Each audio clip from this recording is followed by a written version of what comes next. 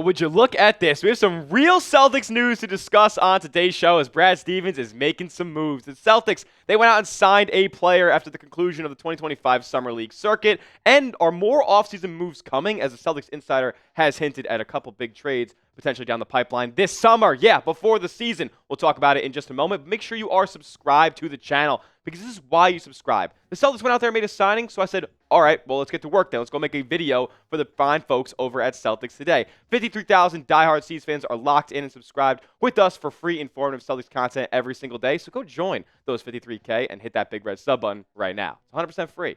All right, let's do it. The Celtics, my guy Keith Smith, shout out to him for breaking this news. He said Hayden Gray has a contract with the Boston Celtics on an Exhibit 10 deal, according to a league source. And he said Gray will get a bonus if he stays with the main Celtics for 60 days after training camp, and Gray's deal can be converted to a two-way deal as well. We'll get to the meat and potatoes of this stuff and what the Exhibit 10 really means in just a little bit. But let's just talk about Hayden Gray as a player to start. He's played for the UC San Diego Tritons each of the past 2 seasons, 22 years old, was undrafted in this past 2025 draft, but he helped lead the Tritons to their first NCAA tournament appearance in school history. It was the first year that they were eligible in 2025, and he was like literally the second best player on the team, shot 42% from 3, and he led all of college basketball in steals per game. Only appeared in 1 summer league game for the Celtics after joining them this July, but this is a tenacious basketball player, somebody who wants it more than you. And the counting numbers last year were pretty solid for the most part. And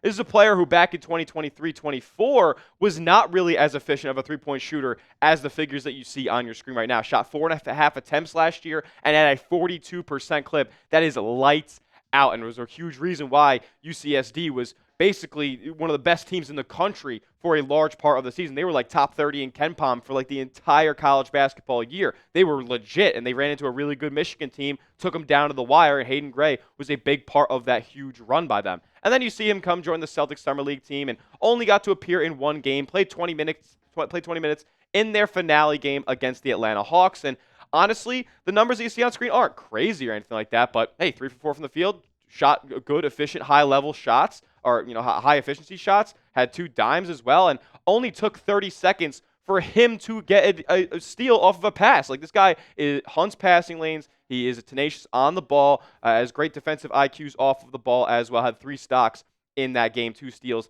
and a block. So this is a player who's going to make his money on the defensive end and just probably see real NBA minutes in his career because of the effort level that he's going to put in on both ends of the floor. Here's what he had to say about his game as a whole.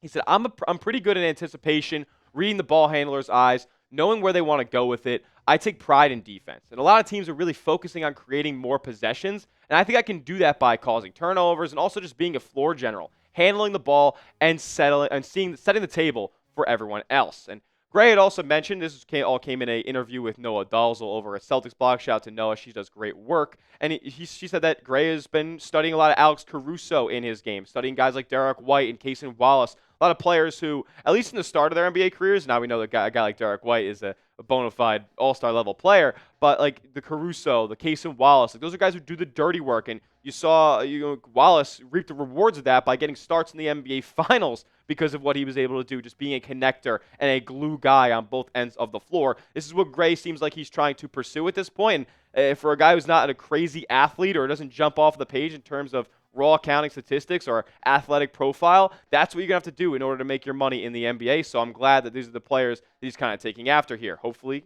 down the line, maybe he becomes one of those undrafted guys like an Alex Caruso that, makes a big-time impact in his NBA career. From my view, like, this is kind of where I see signings like this for Boston. Like, they're not going for a total specialist, like a, elite rim protector or like a true point guard or like just a knockdown jump shooter. Like, this is a player who, yes, Hayden Gray does bring along high efficiency jump shooting from outside, but this is a complementary piece that we're trying to bring in here and rise through the ranks of the developmental cycle for the Boston Celtics. He's going to start with the main Celtics, and who knows, maybe down the line he ends up wearing Boston Celtics green, but he's going to start from the bottom, and I think that's something that he's kind of looking for, and he's hungry to go out there and do. Brad Stevens is done going out and trying to get, elite shot creators or elite bucket getters for the Celtics team. They have those guys already. Pritchard, Simons, Tatum, Brown. Like, they have those guys on the roster already. Now his job is to go out there and find complementary pieces that help this Celtics team just get closer and closer to being a contender once again in this league. And I'm not saying Hayden Gray is going to do that right away or even, next couple of years or so, but you never know. Down the line, he could absolutely be a contributor because of the effort level and the complementary nature of his game. Matt Reynolds, the Celtics Summer League coach, had this to say about Hayden Gray, and he said he's just a guy who's got a nose for the ball. He had a transition block, downhill drive, kick out, finish. He's just a crafty player. But the big thing is he's a very smart player, very savvy, and he's attacking the basketball on defense. And I think he's going to have an impact wherever he plays. And I hope the Celtics can kind of keep him in their system for a good bit here. And it seems to be like a trend of players that the Celtics are bringing in at this point. Kind of like to my last point. They're bringing in complementary guys. Hugo Gonzalez, just an uber effort level player, going to be a connector on offense. Like a Max Scholger. He's a jack of all trades type of guy that they tried to bring in the second round of the draft. Amari Williams, a multifaceted center. Not only does he rebound and rim protect, but he's also one of the most gifted passers in the draft as well. So they're trying to bring these complementary pieces, these connecting pieces in, and Hayden Gray is only one more of those guys. And no matter how small the signing is for the Boston Celtics, we're going to cover it here on the channel. We're going to grade it as well. So get down in the comment section for me. Based on what I've told you so far, maybe some things that if you watch from Triton Hoops last college basketball season, grade it for me down in the comment section, A, B, C, D, or F. I'm trying to hear what the Green Teamers have to say. All right. I'll probably give it I'd give it a B. I'll give it a solid B there. I don't really know why I would give it a B, but I think it's a solid player, and he's a hungry guy who just wants to get better and wants to keep progressing in his basketball career at the next level. Now, will he ever see the floor for the Boston Celtics? I've kind of been alluding to it throughout the video already, but it's not all likely that he's going to see the floor not only this year, but maybe even down the line as well. The Exhibit 10 deal, if you guys want to get into it, it's essentially a tryout deal. He's going to come to training camp. He's going to participate in all the practices leading up to the start of the regular season, and the Celtics are going to cut down their roster down to 14, 15 guys. Right now, you can take up to 21 players up to your training camp roster, so Hayden Gray will be filling one of the 21 spots, and then we could see where things go after that. Like how well he produces in training camp will determine what happens next for him. In all likelihood, it will be that the Celtics end up waiving him, and he'll go back to the main Celtics. Thereafter, he will be kind of on a time clock there, because in an Exhibit 10 deal, you can offer a bonus that if you stay with your team, the main Celtics, for 60 days after signing the deal, or after training camp, then you will be entitled to that bonus. If you don't, then you will not be getting that bonus, which can be, I believe, around $75,000. Now, after that, the deal can be converted to a two-way contract, like we're seeing with a couple of guys that the Celtics drafted in the second round, where they'll hop back and forth between the main Celtics and then the main Boston Celtics roster, back and forth between the G and the NBA. And then even after that, if he's exceeding all expectations and exceeds all expectations in the two-way role, that two-way deal can be converted to a standard contract. This is a long climb ahead for Hayden Gray here, but I think he's up for the challenge. Now, it's going to be a really big challenge because the Celtics don't have two-way contracts available as it stands right now. Miles Norris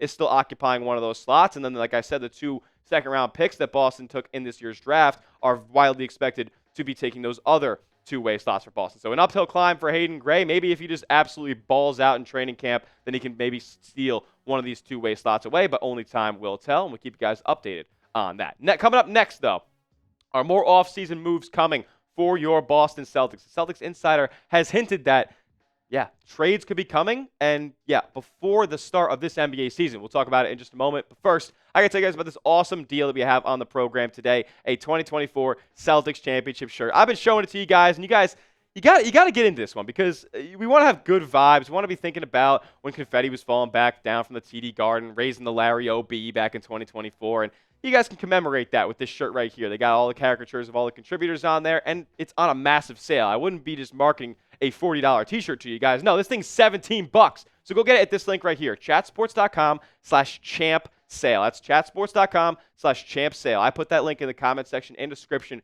for you guys to make it easy for you. Go down below, click that link, get yourself a 2024 championship shirt today. Alrighty, the Celtics Insider says that more moves are on the way in the form of potentially trades following the Celtics signing Hayden Gray to an Exhibit 10 contract. Chris Forsberg of NBC Sports Boston had this to say about Brad Stevens' most recent comments. He said, I think Brad was pretty honest when he said that, or when he met with us last week, and said that they didn't want to sacrifice draft assets just to move off money. But I do think as you get into the season, some of those conversations will change and teams' needs will change around the league. And maybe that will open up opportunities. I would be very surprised, though, if the roster that we see here on July 17th is the same one that we see on October 17th when the team tips off this next season. That's crazy because to be honest with you guys, was not expecting many more moves for the rest of this offseason. Like, you went out and you cleared up a bunch of money. You minimized your repeater tax penalties for this season. Now, to be fair, they're still going to be paying $88 million in potential tax penalties, but you've cleaned up your books a little bit. It's not the 9 figures that it was previously, and I wasn't expecting many more moves. Like, they bring in Anfernee Simons, like they bring in Luka Garza and Josh Minot, and they trade for Georges Niang. Like, it kind of seemed like they were all done here, and a lot of teams around the NBA especially as well that are done because they're ironing out their rosters. Teams are getting set here. We're in the middle of July. Free agency is dried up, and most teams around the league already have their crews for next season. As far as the Celtics crew for next season, it's not great, and maybe I should have been expecting more moves considering what you see on your screen right now looks pretty atrocious. Neemias Queta is pegged to be the starting center for your Boston Celtics next season. I don't know how wise of a decision that will be. Georges Niang plays negative defense, and we're going to put him at the power forward spot. I don't really love that either. Would honestly be more open to Sam Hauser starting at that 4 spot than potentially Georges Niang. At least we have stuff invested into Hauser long term. And then, Pritchard, White, Brown, Simons. Outside of that, it is pretty bleak. The front court is absolutely atrocious. So maybe this week we could see the Celtics potentially address the glaring need that they have down low. Now, they are still over the second apron by a little bit less than $1 million at this point. So there are some minor deals around the edges that they could just get under the second apron. But Forsberg had said that that's not what he thinks is going to happen. He thinks that bigger swings are coming beyond just cutting a guy like J.D. Davison or Jordan Walsh and getting under that second apron by just a couple $100,000. No, Forsberg says that more big moves are coming, and that comes after we hear the rumors continue to swirl around Anfernee Simons and Georges Niang and how Boston is not necessarily married to those two guys heading into next season after they just traded for them back in June. So, it's all up in the air right now. Brad's talked highly about Simons and Niang and said that they can both contribute. But I think we all know deep down if the right deal comes along, he will not hesitate to go out there and trade them away to clear up some more money and hopefully not have to attach much draft capital. We know that's been his stance the whole time. You tell me, though, down in the comments section before we get out of here on today's show, will the Celtics make another trade before the season? Because they will probably make another couple Exhibit 10 signings and training camp deals and all that good stuff. So not signings, not moves, trade. Will the Celtics make another trade before the start of the season? You let me know in the comments section. And make sure you are subscribed to the channel, youtube.com/CelticsTV. We're covering the C's all offseason long and into the regular season like nobody else on YouTube. Subscribe. We'll see you guys in the next one. And as always, let's go C's.